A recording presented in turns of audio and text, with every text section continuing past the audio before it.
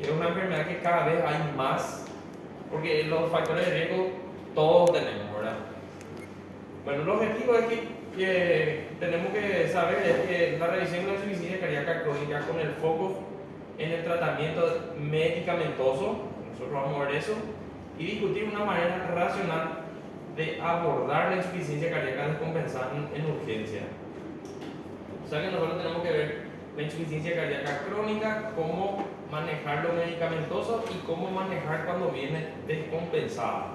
Porque, como saben, tienen que saber que la insuficiencia cardíaca cualquier paciente puede tenerlo. Justamente hay un cuadro luego de eso. Paciente, si está bien tratado, puede vivir normalmente sin ninguna alteración. O sea que tiene que seguir nomás su tratamiento. Cuando se descompensa lo que ocurre en los problemas, ¿verdad? Ya sea por una infección, un traumatismo. Por eso suelen haber, en el hospital suelen haber pacientes que tienen neumonía y hacen una descompensación de insuficiencia cardíaca, por ejemplo. ¿Verdad?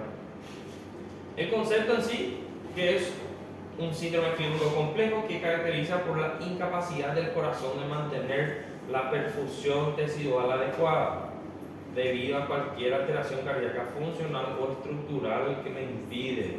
O sea que el ventrículo izquierdo no está mandando suficiente sangre a la aorta, ¿verdad?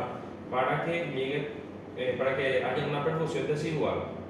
La insuficiencia cardíaca es un síndrome clínico en la que los pacientes presentan signos y síntomas. Esto tienen que saber que hay los típicos, ¿verdad? En presencia de una cardiopatía estructural o funcional. Factores de riesgo cardiovascular. Es que tenemos que tener como casi todas las enfermedades, ¿verdad? Pero la insuficiencia cardíaca es muy sobresalido por el historial familiar. El tabaquismo, hiperlipidemia, ¿verdad? Puede tener la hipertensión a larga data, sí o sí lleva por una hipertrofia del ventrículo izquierdo. La hipertensión lleva a largo. Cuando tenemos una hipertensión no bien tratada, tenemos más probabilidad de desarrollar una insuficiencia cardíaca. Y la diabetes mellitus. Bueno, tienen que saber que se clasifica la insuficiencia cardíaca, tiene muchas clasificaciones. Según su aparición, si es nuevo, primera vez, con los síntomas, ¿verdad?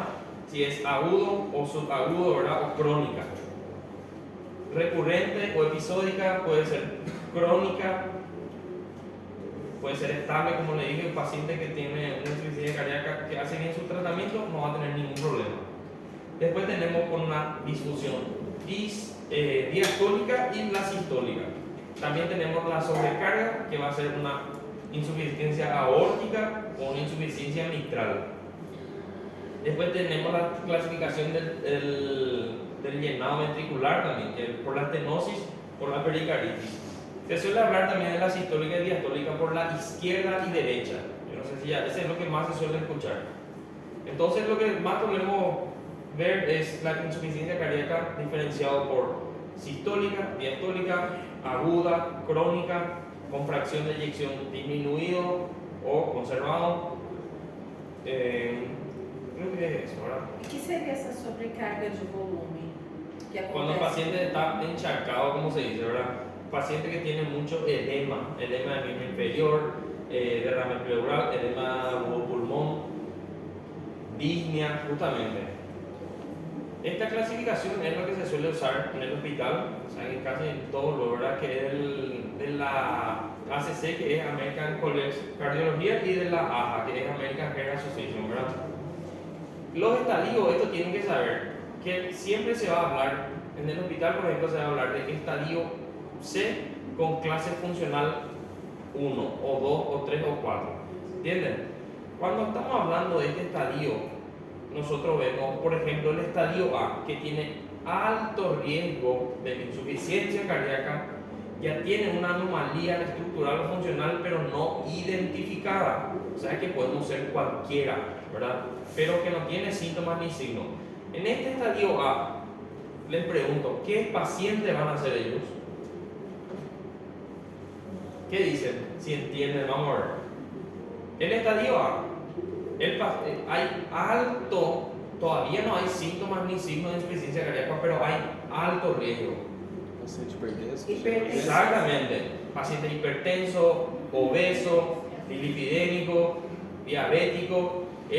Ya tenemos, según la clasificación anomalía estructural, él ya es un estadio A. O sea que cualquiera de nosotros podemos ser estadio A ya. ¿Entienden? Esto es una buena pregunta. ¿Que puede o no puede tener una anomalía estructural que se suele ver en pacientes, por ejemplo? Vamos a decir que tenemos un país de primer mundo donde se hace ecocardio en todas las consultas. Bueno, se hace, mira, poco tiene una hipertrofia. ¿Qué pasa con la hipertensión? Hipertensión trabaja mucho, hay una hipertrofia del ventrículo izquierdo, entonces eso después lleva a una insuficiencia cardíaca. O puede ser que haya por las válvulas, ¿verdad? La válvula mitral o la aórtica, hay una insuficiencia o una estenosis. Por eso suelen tener soplo estos pacientes. Bueno, para que entiendan, casualmente no hicimos una ecocardio de control porque nuestro seguro paga, no sé, y vemos que hay una levemente hipertrofia ventricular. Entonces, nosotros ya decimos que es un estadio A, no necesita tratamiento, no va a tener síntomas, pero ya tenemos una gran probabilidad de estar con una insuficiencia cardíaca. ¿Entendieron esto? Es medio confuso, pero ¿entendieron? ¿Seguro? Va a caer la mano. Bueno, estadio B. Cuando ya hay una enfermedad estructural desarrollada, o sea que hacemos una ecocardio o una electro y vemos ya ensanchado, ¿verdad? El corazón claramente en relación a insuficiencia cardíaca, pero no hay signos y síntomas todavía. ¿Entendieron ya lo que pasa acá? La diferencia. Estadio C ya hay insuficiencia cardíaca sintomática, o sea que el paciente ya va a tener disnea, ya va a tener crepitantes, ya va a tener edema en miembros inferiores, se va a cansar rápido, va a tener disnea paroxística nocturna, tos nocturna, o sea que ya va a tener signos y síntomas ya de la insuficiencia cardíaca. Y estadio D, esto se usa para ver enfermedades cardíacas estructural avanzado que ya está, el corazón ya está, la bomba ya está hecho mierda y es criterio de trasplante, estadio D. Mas quando está ainda no estágio C, Sí. também não tem, assim, vai fazer o tratamento, mas não tem muito o que fazer, né? Claro que no. Eso es lo que Ele le vai digo. avançar. Pacientes, la mayoría no son estadios C. ¿Por qué? Piensen un poco por qué la mayoría de los pacientes que se van al hospital son estadios C. Que é quando começa a aparecer os sintomas. Exactamente, porque están los síntomas marcados. Y eso es lo que les digo. Paciente con insuficiencia cardíaca tiene un tratamiento normal. Si hace un tratamiento normal, vive normal. Nesse estágio C, El estadio C. El estadio D ya es cuando ya no tiene tratamiento, o sea, que no tiene respuesta al tratamiento y es criterio de trasplante renal cardíaco, perdón. ¿Entendieron? Es muy grande la diferencia entre uno y otro, ¿verdad? Bueno. Después otro que se suele usar, o sea, se usa sí o sí en el libro, luego está, ¿verdad? Que es de la NICA, que es New York Heart Association, que va a hablar de la clase funcional del paciente. O sea que nosotros vamos a presentar a nuestro paciente, es insuficiencia cardíaca congestiva estadio C, clase funcional 2. Bueno, clase funcional 1 es sin limitación de la actividad física, o sea que hace ejercicio físico normal. Suele causar, a veces el paciente te dice que estaba jugando fútbol o corriendo y aparece pequeña disnea. Pero ¿por qué pasa desapercibido? Porque el paciente juega mucho y tiene un cansancio que es normal, ¿verdad? El otro, cuando hablamos ya de clase funcional 2, ya hay ligera limitación de actividad física, o sea que juega mucho o corre mucho y ya tiene, no es cansancio, tiene falta de aire. Y para diferenciar esto, por ejemplo, en el examen físico, ¿verdad? ¿Cómo nosotros vamos a diferenciar una disnea, ya sea por asma o un EPOC, de una insuficiencia cardíaca? ¿El miembro inferior? No. En el examen físico auscultatorio respiratorio, vamos a decir. ¿Cómo se lanza? Sibilancia, ¿cuál va a estar? ¿En cuál? En amo. Exactamente. Va a haber sibilancia cuando es obstrucción de las, por ejemplo, en asma, en bronquitis y en EPOC. Cuando nosotros le ocultamos a un paciente que viene por disnea y tiene insuficiencia cardíaca, va a tener crepitantes bivasales. O sea que en ambos campos pulmonares va a tener crepitancia. Porque ya está justamente teniendo retención de líquido. ¿Entendieron la diferencia por lo menos eso para ver? Sí. Bueno, clase funcional 3, ya hay una acusada limitación de la actividad física. El paciente hace, o sea que dentro de la casa se va en el baño, se baña y ya tiene ya falta de aire. Eso ya es una clase funcional 3. Y la clase funcional 4 ya es cuando aparecen síntomas en reposo. O sea que el paciente está sentado y tiene falta de aire. Está acostado y tiene falta de aire. Entonces necesita ya un tratamiento inmediato, ¿verdad? Por ejemplo, nosotros podemos tener estadio A con clase funcional 3. Puede tener estadio A con clase funcional 3. No, porque No, ¿verdad? Justamente, eso es una pregunta que se suele hacer también en la recorrida, ¿verdad? Nosotros tenemos que tener por lo menos un estadio C para hablar de una clase funcional 3 a 4. ¿Está bien? Siempre entonces se va a presentar paciente con insuficiencia cardíaca congestiva de estadio C, clase funcional 3. ¿Entienden? Esto es siempre lo dan la carpeta. Bueno, tenemos las manifestaciones clínicas, que los signos y síntomas que ustedes tienen que conocer. Señales de bajo débito, hablamos de extremidades frías, edema miembro inferior, pulso filiforme, pulso alternante, taquicardia, hipotensión, cianosis, podemos tener confusión mental, fatiga, intolerancia al ejercicio físico, que sería por la disnea. Y las señales congestivas, esto es justamente lo que le digo que se suele clasificar, pero no se suele más usar mucho, que la sistólica y la diastólica, o la izquierda o derecha. Estertores pulmonares, como le digo, va a haber crepitancia. Puede que haya sibilancia, pero en el libro dice que es muy raro. A no ser que sea justamente un paciente asmático que tenga insuficiencia cardíaca a los 60 años, ¿verdad? Hepatomegalia, hay que palpar a estos pacientes sí o sí, hacer una palpación de abdomen, buscar, porque es uno de los signos de los criterios mayores. Reflujo hepatoyugular, palpando también el abdomen. ¿Saben hacer el reflujo hepatoyugular? Nunca hicieron en serio. No. Bueno, paciente acostado, igual que palpar al abdomen, al hígado, ¿verdad? Mano en cuchara, se le dice al paciente que respire profundo y se le hace una palpación profunda. Se mantiene ahí por lo menos 1 minuto y va a haber una regurgitación hepatoyugular. ¿Entienden? ¿Entendieron más o menos? Paciente Essa é na acostado. prática. ¿Cómo? Na prática. Claro, pero tienen que saber de eso. Reflujo hepatoyugular, ¿cómo? Mas quer passar a manobra aqui na frente? É, Hoje isso que pressiona. eu falei. No, ¿ah? Faz aqui na frente. Sim. ¿Cómo? Onde que eu pressiono para fazer, para ver? Bueno, paciente acostado, se va a ir a la derecha del paciente. ¿Por qué a la derecha?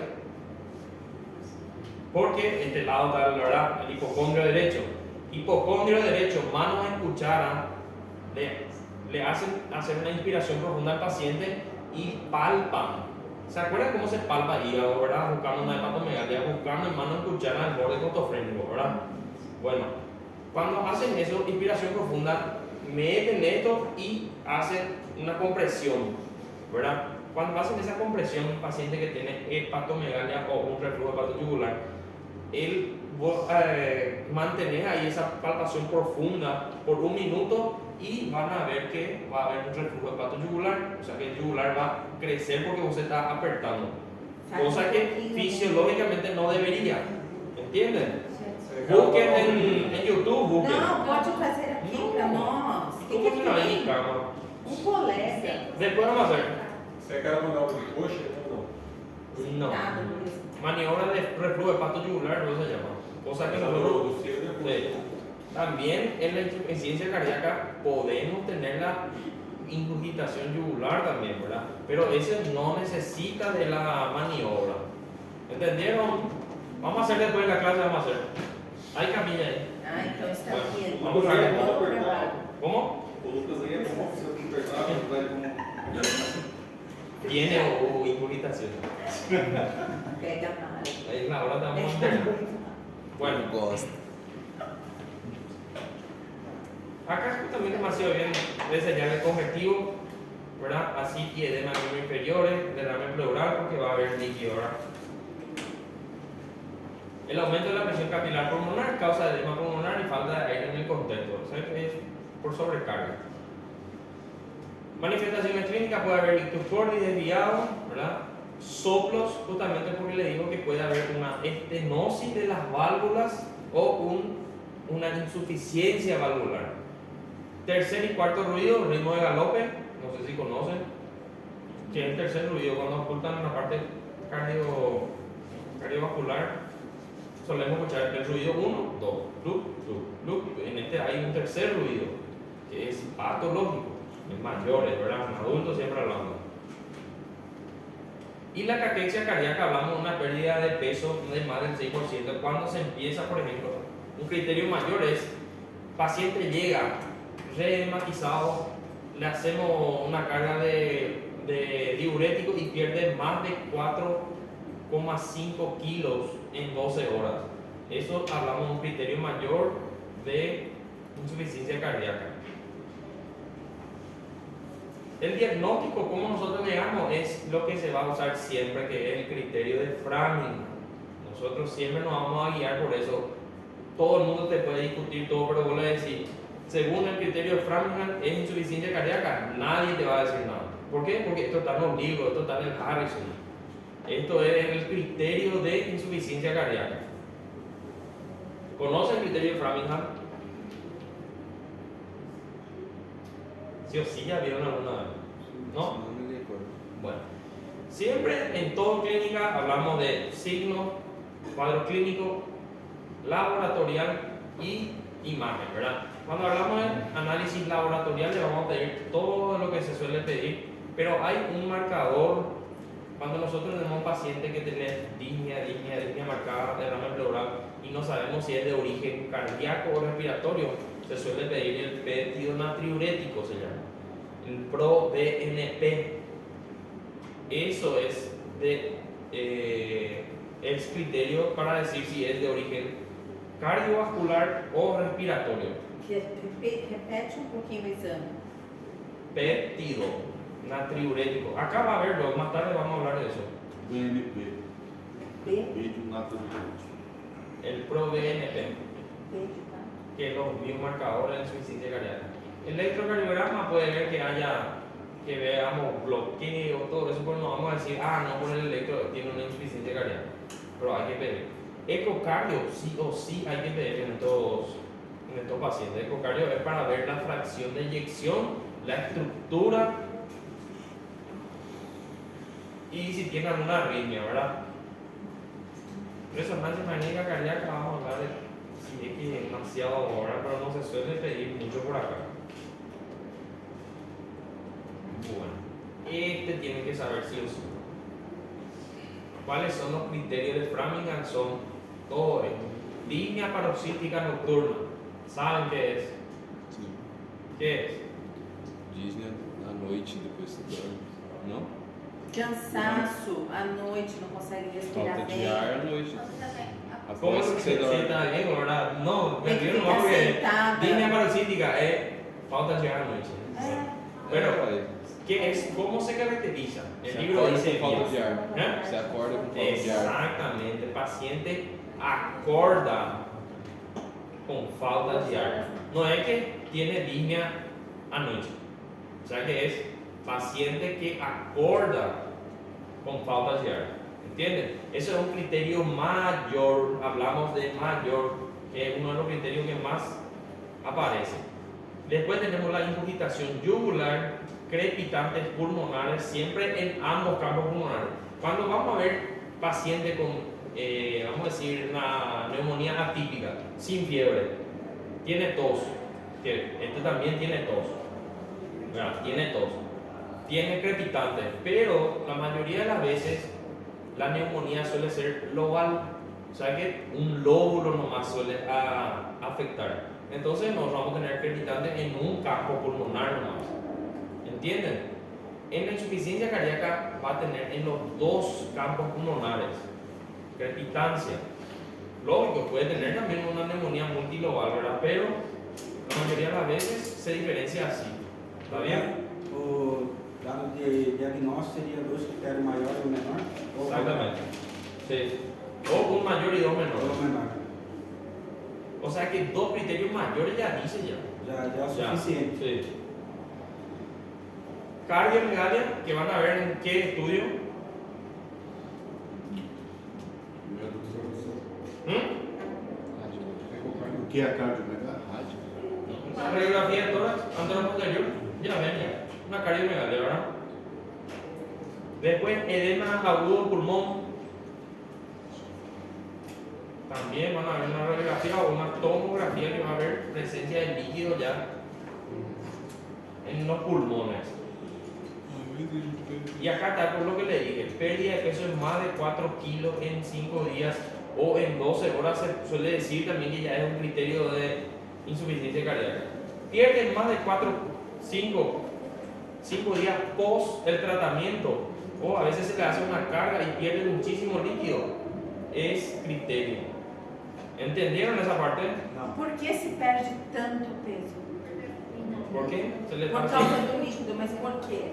y porque está perdiendo líquido, él tiene Sí. retención, no es que él es gordo, él está edematizado, tiene edema en los pulmones, tiene derrame pleural, tiene edema en miembros inferiores, tiene todo lo que es signo de congestión, él está encharcado, no puede respirar bien. Entonces se le hace una carga de furosemida, no sé, 2 ampollas inclusive, se le pone sonda y orina, y se queda bien. ¿Entenden? ¿Entienden? Soro via rápido, ¿Cómo? Soro via rápido. Y se le suele poner mantenimiento, pero no, si no está deshidratado, suero no se le pone. Porque más le van a empeorar si le ponen suero, ¿verdad? E por isso, Aí faz a trazemida Endovenoso, siempre endovenoso. e por isso aquela senhora no hospital já tinha dormido melhor à noite, falou que dormiu melhor. Sim, Estava sim. toda edemaciada ainda, mas tinha já dormido melhor porque já tinha urinado mais. Claro, y siempre es eso. Bueno, después hablamos del aumento de la presión venosa central de más de 100 centímetros de agua, reflujo hepatoyugular, como les expliqué, y tercer ruido es algo característico también de la insuficiencia cardíaca cuando tenemos un tercer ruido. Después hablamos de los criterios menores que también siempre acompañan, que es el edema maleolar bilateral, o sea, edema de miembros inferiores, tos nocturna, disnea, o sea, ahí nosotros tenemos que clasificar después la clase funcional, hepatomegalia, derrame pleural que van a ver en la radiografía y una taquicardia de más de 120 latidos por minuto. Eso van a ver, pueden ver inclusive en el electro cuando llega el paciente. ¿Entendieron esto? Você poderia repetir o aumento do PVC e fazer alguns critérios? Eso se hace a través de una sonda, eso es, o se suele hacer por ecocardia también. Aumento de la presión venosa central de más de 16 nomás, es algo imagenológico, o sea que nosotros no vamos a ver eso ahí ahora. ¿Entienden? Hay cosas ahí que nosotros tenemos que justamente pedir imagen, ver laboratorio. Acá la mayoría es lo de imagen. Acá mucho se ve por la radiografía de tórax. ¿Qué van a pedir ahí? ¿Póstero anterior o antero posterior? Antero posterior. Para ver pulmón, póstero anterior. Não, achei que fosse com. Não, Bueno, acá tienen, mira, diagnóstico, según el criterio de Framingham tenemos 2 mayores o un mayor y 2 menores. Decimos, nosotros podemos decir discutible a todo el mundo, a quien quiera le decís, según el criterio de Framingham es una insuficiencia cardíaca. ¿Está bien? Y siempre lo que le pregunto, ¿qué le van a pedir? Hemograma, glicemia, creatinina, orina simple, electrolito, T4, TSH, para ver si no tienes, puede ser que te confunda, no sé, con hipotiroidismo, la perfil hepático, y acá está el BNP y el ProBNP. Esto es lo que se suele usar ahora para diagnosticar absolutamente. Van a leer por qué aumenta esto. Entonces, en fisiología ya tienen que... Y siempre descartar marcadores troponina, CK total, CKMB, todo eso para descartar cualquier posible infarto, ¿verdad? Esto es lo que tienen que saber, el ProBNP. Acá está algo, ¿verdad? La determinación del petrio natriurético tipo B y el ProBNP se introdujo como herramienta de diagnóstico y manejo de la insuficiencia cardíaca, que aumenta el estrés de la pared miocárdica, que va a estar aumentado cuando hay una insuficiencia. Actúa suprimiendo el sistema renina-angiotensina, aldosterona 2 y el sistema nervioso sistémico. Ahora induce vasodilatación y diuresis manteniendo la homeostasis del sodio. O sea que este es lo que ahora más se suele usar. Cuesta un poquito, pero para quitarnos la duda, ahora mejor tener eso. Y ahí cuenta cómo todo lo que es. Bueno. ProBNP, ¿verdad? Que pueden ser alterados cuando tienen una anemia marcada, una insuficiencia renal crónica, pero tienen que tener bien aumentado en una insuficiencia cardíaca. Bueno.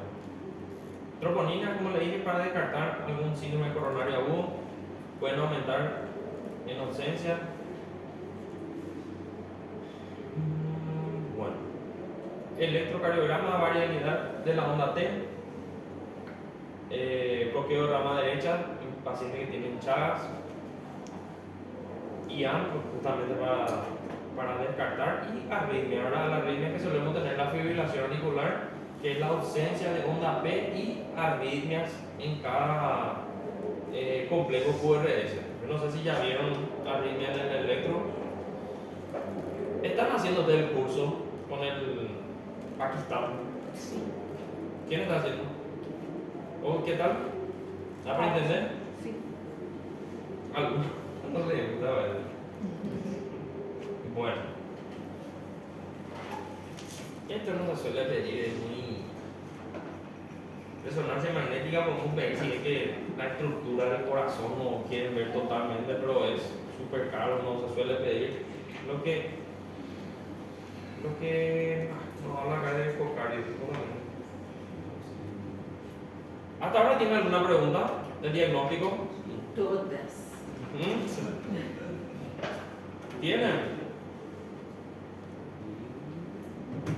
¿Tienen alguna pregunta, alguna duda?